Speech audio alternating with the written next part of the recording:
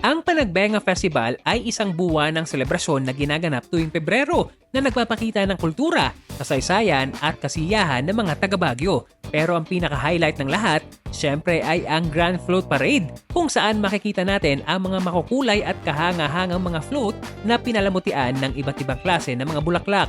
Ang mga detalye ng bawat float ay talaga namang nakakabilib. Ang bawat disenyo ay pinaghirapan at talagang puno ng creativity. Hindi lang bulaklak ang ginagamit, kundi pati ang mga lokal na materyales at mga simbolo ng kultura ng Baguio. Sa mga ganitong pagdiriwang, dagsa ang mga turista, punuan ang mga kainan at ubusan din ang mga matutuluyan. Kaya naman better to book your hotel as early as possible. Plan ahead of time kung ano rin ang mga lugar na inyong bibisitahin para maximize and organize ang inyong pagbisita. At para kayo'y tulungan dyan, narito ang guide na pwede nyong pagbasehan. If you have plenty of time, maaari nyong dayuhin ang Via Bonjoy Restaurant and Cafe. Better to visit while the sun is out para makita nyo ang magandang view dito. At syempre, matikman ang mga pagkain kanilang ipinagmamalaki. Pilipino at lutong bahay at its finest. Another food to try within the city proper ay ang Cornelia Street Bistro House. Well, aside sa kanilang mga nakakatakam na pagkain, ideal din ito kung gusto nyo ng kakaibang vibe at makapag-relax. Nakakamangha rin ang iba't ibang mga koleksyon ng may-ari. Pagdating naman sa kanilang mga pagkain, aba, panalo rin. First thing to priority when visiting Baguio ay ang inyong accommodation. Marami kang pagpipilian from budget-friendly to high-end category. Pero alam nyo ba, nahanap ko na ata ang parehong pasok sa ating panlasa. Budget-friendly, pero 4-star ang quality at service na ino-offer nila. Welcome to Azalea Hotel and Residences. Ang kanilang mga kwarto ay ideal for couples and big groups. Very homey ang feels when you stay here. Every room comes with kitchen na kompleto pa sa gamit. Pwedeng-pwede nga magluto kaya naman makakatipid ka talaga. At take note, may kasama pa yung buffet breakfast at Kuya Jay's Restaurant.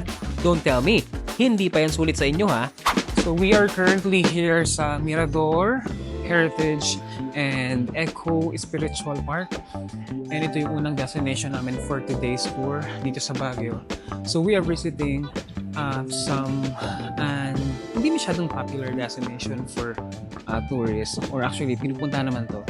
Pero syempre iba naman to sa mga popular destination tulad ng Mines View, Strawberry Farm sa La Trinidad. Ang Mirador Heritage Eco Park ay matatagpuan sa Mirador Hill. Perfect place ito sa mga nature lovers at history buff.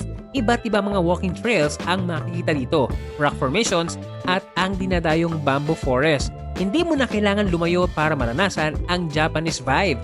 Nandito na mismo sa Baguio. Matatanaw mo rin dito ang ilang bahagi ng Baguio City na talaga namang makapigilin na nga ang mga tanawin. So this place was open 2020 and it has become popular sa mga turista na gustong mag-relax kasi itong park na to offers natural beauty like this and cultural significance and serene landscapes. And sobrang nakaka-relax dito kasi ang dami mga magagandang spots na pwede puntahan and mga natural beauty like flowers.